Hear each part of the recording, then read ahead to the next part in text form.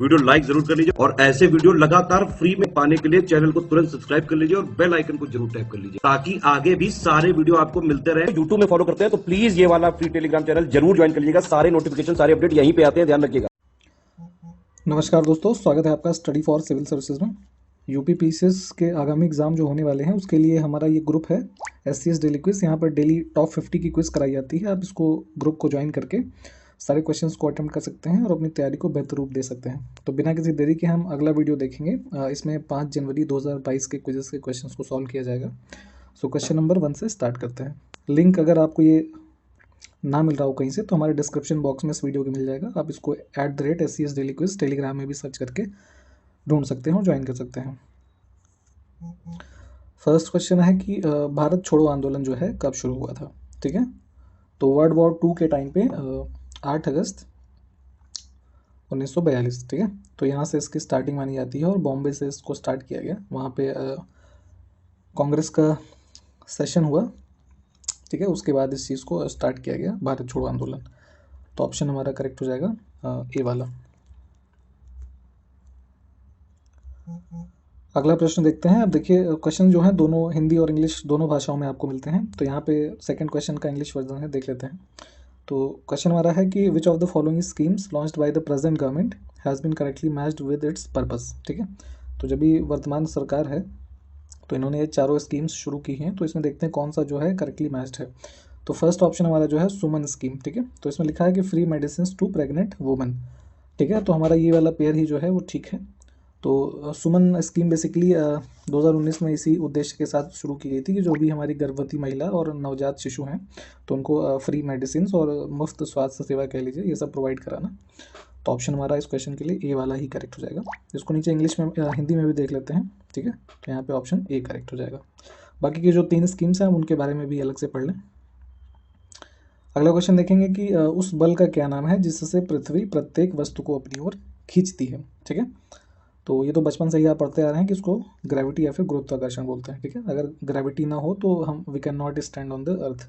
तो जैसे आप देखते होंगे कि स्पेस में जब एस्ट्रोनॉट्स जाते हैं तो ऐसे हवा में तैर रहे होते हैं क्योंकि वहाँ पे गुरुत्वाकर्षण की अनुपस्थिति होती है।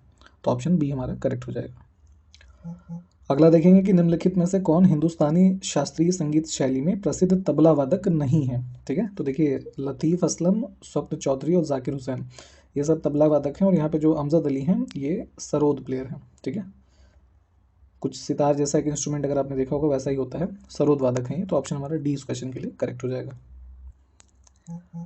नेक्स्ट इज मानव अधिकारों के क्षेत्र में संयुक्त राष्ट्र पुरस्कार जीतने वाले एकमात्र भारतीय जो हैं वो कौन है। ठीक है, तो अवार्ड इन्होंने जीता था in the field of human rights. तो यूनाइटेड नेशंस का ये अवार्ड इनको मिला बाबा आमटे जी को। ठीक है, वर्ष 1988 में। तो ऑप्शन हमारा डी यहाँ पे करेक्ट हो जाएगा।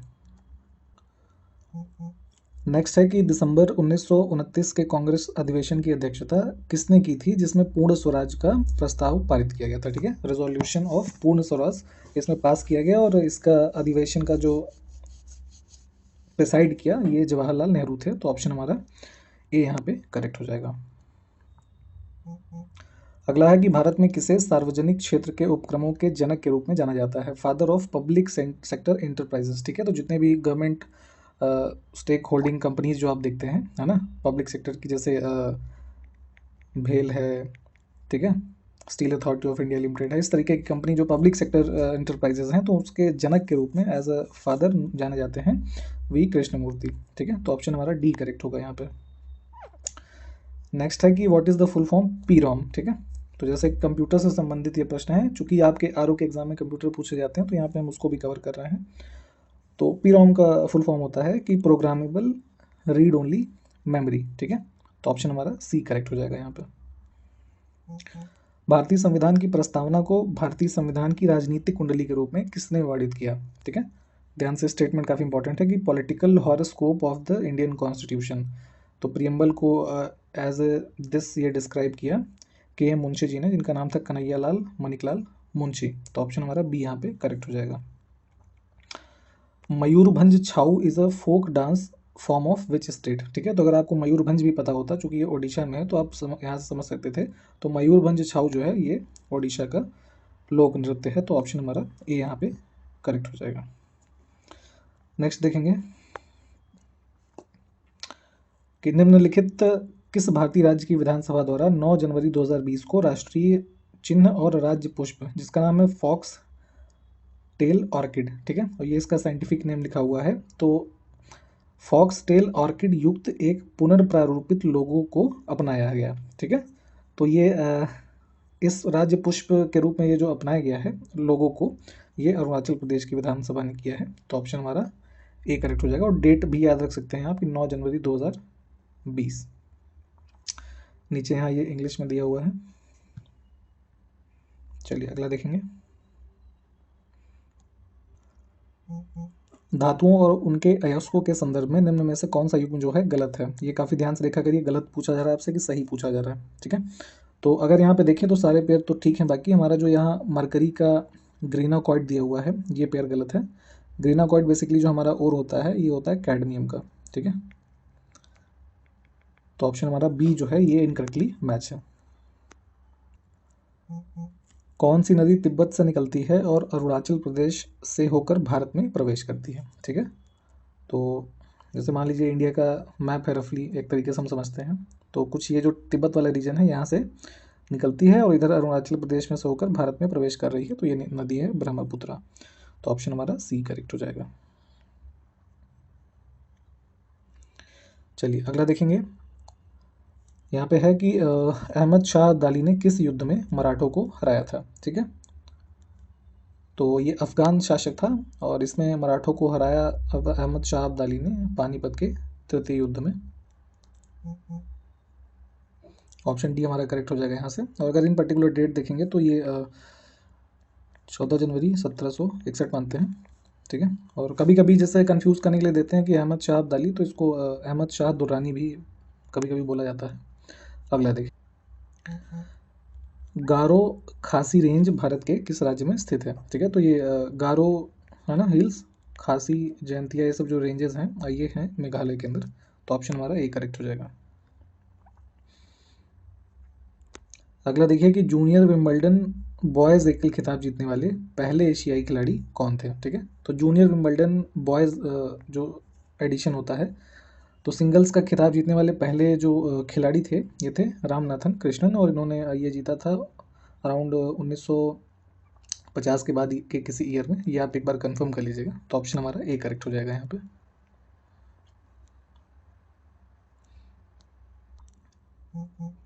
कौन सा नियम कहता है कि स्थिर दाब पर एक आदर्श गैस का आयतन निरपेक्ष तापमान के समानुपाती होता है, ठीक है। Volume of an ideal gas at constant pressure is directly proportional to the absolute temperature.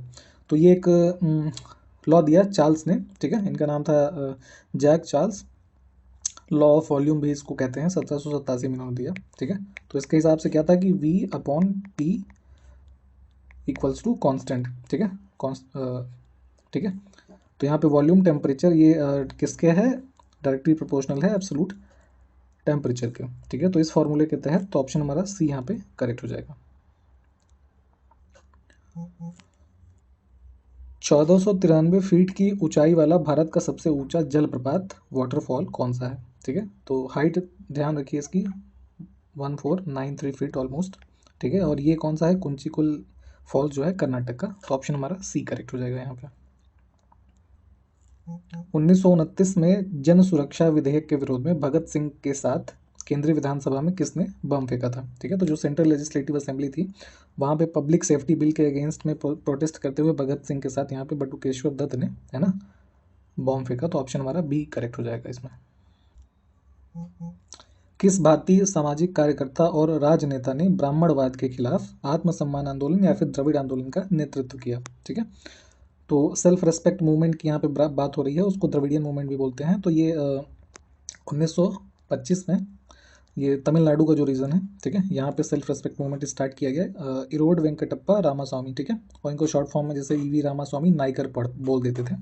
तो इन्होंने शुरुआत किया था और बेसिकली इसका एम यही था कि जो ब्राह्मणिकल हेगमनी थी उस टाइम की उसको ब्रेक डाउन करना और महिलाओं और बैकवर्ड्स को इक्वल राइट्स प्रोवाइड करना, और जितनी भी हमारी द्रविडियन लैंग्वेजेस हैं तेलुगु, तमिल, कन्नड़, ये सबको रिवाइटलाइज करना उस टाइम पे, ठीक है।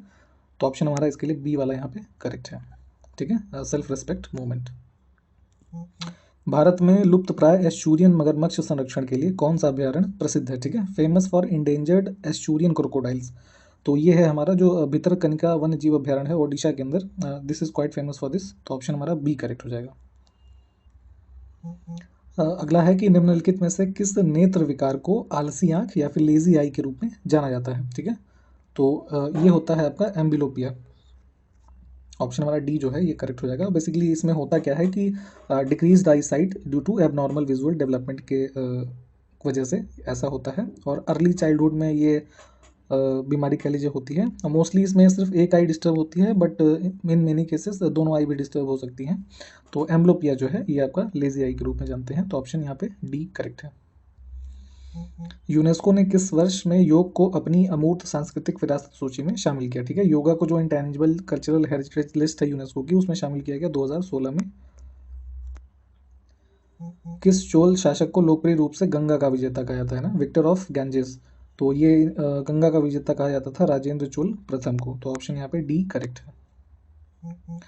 निम्नलिखित में से कौन सा भारत में एक प्रसिद्ध जीवाश्म स्थल है जहां एक डायनासोर का पूर्ण कंकाल मिला था? ठीक है, तो जो डायनासोर्स होते थे क्रिटेशियस टाइम पीरियड के टाइम पे, काफ़ी बड़े बड़े जीव जो आपने देखा होगा, तो यहाँ पे जो ये हमारा फॉसिल प्लेस है, फॉसिल साइट बदाम महाराष्ट्र के अंदर यहाँ पे मिला। तो ऑप्शन हमारा सी करेक्ट हो जाएगा। भारत में किस गवर्नर जनरल ने 1829 में सती प्रथा को अपराध घोषित कर समाप्त कर दिया था? ठीक है, तो यहाँ पे ये इसके लिए काफ़ी फेमस है लॉर्ड विलियम बेंटिक। तो 1829 भी ध्यान रखिएगा। यहाँ पे जो सती सिस्टम था इसको अबॉलिश किया गया, और उस टाइम पे राजा राम मोहन रॉय वगैरह ने काफ़ी प्रयास किए सती प्रथा वगैरह को ख़त्म करने के लिए। तो ऑप्शन यहाँ पे बी करेक्ट है। सत्रिया किस राज्य का पारंपरिक हिंदू शास्त्रीय नृत्य है? ठीक है, तो ये हिंदू क्लासिकल डांस फॉर्म है। जो हमारे कुछ फेमस डांस फॉर्म्स हैं जैसे सत्रिया है ना, मोहिनीअट्टम, फिर कथक, ये सब, तो उसमें सत्रिया जो होता है ये आपका किया जाता है असम के अंदर। तो ऑप्शन यहाँ पे बी करेक्ट हो जाएगा। अगला है कि भारत के योजना आयोग द्वारा कितने कृषि जलवायु क्षेत्रों, जिसको बोलते हैं एग्रो क्लाइमेटिक जोन्स, को वर्गीकृत किया गया है? तो जो अर्स्टवाइल योजना आयोग था नीति आयोग की जगह पे, तो उन्होंने इंडिया को लगभग नहीं, मतलब उन्होंने डेफिनेशन दी थी। तो यहाँ पे 15 एग्रो क्लाइमेटिक जोन्स में इसको इंडिया को डिवाइड किया गया। तो ऑप्शन हमारा बी यहाँ पे करेक्ट है। नवंबर 2019 में PSLV C-47 द्वारा लॉन्च किए गए कार्टोसैट 3 उपग्रह का मिशन जीवन क्या है? मतलब कि जो सैटेलाइट लॉन्च की गई है उसकी लाइफ साइकिल क्या है? ठीक है, तो ये है 5 साल के लिए। ऑप्शन यहाँ पे डी करेक्ट हो जाएगा। और कार्टोसैट था क्या? तो जो इंडिया की पहले रिमोट सेंसिंग सैटेलाइट सीरीज थी है ना, उसको इसने रिप्लेस किया है, और ये अर्थ ऑब्जर्वेशन सैटेलाइट है एडवांस वर्जन में। अगला देखेंगे, भारत में पिछड़ा और अल्पसंख्यक समुदाय कर्मचारी संघ, जिसको बाम सिर्फ शॉर्ट फॉर्म में बोलते हैं, की स्थापना कब हुई थी? ठीक है, backward and minority communities employees federation. तो इसकी स्थापना की गई थी वर्ष 1978 के अंदर। Option C. काफ़ी इंपॉर्टेंट एक स्टेटमेंट यहाँ पे आपसे पूछा जा रहा है। देखिए, निम्नलिखित में से किस प्रसिद्ध व्यक्ति ने कहा, अब क्या कहा उन्होंने, ये पढ़िए, कि अपनी पहली जीत के बाद आराम मत करो, क्योंकि अगर आप दूसरी में असफल हो जाते हैं तो ढेरों होठ यह कहने के लिए इंतज़ार कर रहे हैं कि आपकी पहली जीत सिर्फ किस्मत थी, मतलब कि your first victory was just luck. तो ये फेमस स्टेटमेंट है डॉक्टर APJ अब्दुल कलाम का। ऑप्शन ए हमारा करेक्ट हो जाएगा। 1930 में मानव ABO रक्त समूह प्रणाली का वर्णन करने के लिए किस वैज्ञानिक को नोबेल पुरस्कार से सम्मानित किया गया था? ठीक है, तो जो ब्लड ग्रुपिंग्स आप देख रहे हैं A, B और इधर O, ठीक है, तो 1930 में इसका डिस्क्राइब करने के लिए इनको जो नोबेल पुरस्कार से सम्मानित किया गया, इनका नाम था लैंड स्टीनर। ठीक है, कार्ल लैंडस्टीनर। तो ऑप्शन हमारा ए यहाँ पे करेक्ट है। भारत पूर्व में किन देशों के साथ अपनी भूमि सीमा साझा करता है? लैंड बॉर्डर की बात हो रही है। ठीक है, तो ईस्ट की बात हो रही है, तो नॉर्थ ईस्टर्न पार्ट जो है, तो यहाँ पे बांग्लादेश है, इधर म्यांमार है। ठीक, तो ऑप्शन बी वाला करेक्ट हो जाएगा। अगला देखें कि सिनेबार जो है किस धातु का अयस्क है? तो अभी ऊपर भी हमने कुछ ओस और अयस्क देखे थे, पेयर जो मैच करना था। तो यहाँ पे जो सिनेबार होता है ये किसका है? पारा, मरकरी का। ऑप्शन हमारा सी करेक्ट हो जाएगा। महाराजा रणजीत सिंह गोल्ड कप किस खेल के साथ जुड़ा हुआ है? ठीक है, तो ये जो महाराजा रणजीत सिंह गोल्ड कप है ये एसोसिएटेड है हॉकी से। Option D. भारत चीन संयुक्त प्रशिक्षण अभ्यास हैंड इन हैंड 2019 का 8वां संस्करण किस राज्य में आयोजित किया गया? ठीक है, तो हैंड इन हैंड एक्सरसाइज जो है ये 2019 में ही लास्ट बार हुई है, तो ये इसका 8th एडिशन था और उस टाइम ये हुई थी मेघालय के अंदर, और अभी उसके बाद से ही 2020 में जो बॉर्डर टेंशन हुई लद्दाख के रीजन में पेंगांग सो लेक के आसपास, और उसके बाद पैंडेमिक वगैरह चल रहा है, तो तब से ये एक्सरसाइज हुई रही है।